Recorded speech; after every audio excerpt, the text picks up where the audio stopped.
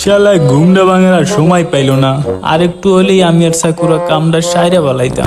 আরে আজকেই তো সেই দিন। আজকে আমি আর সাকুরা যাই তাড়াতাড়ি ব্রেকফাস্টটা করে রেডি হই। আমি তোকে চ্যালেঞ্জ করছি নারুটো, আয় আমার সাথে লড়াই কর। দেখ ছোট, আমি এখন একজন নিনজা হয়ে গেছি। তোর মতো বোকাদোচার সাথে লড়াই করার সময় আমার কাছে নেই। কি অবস্থা ছোট ভাই শিকমারু?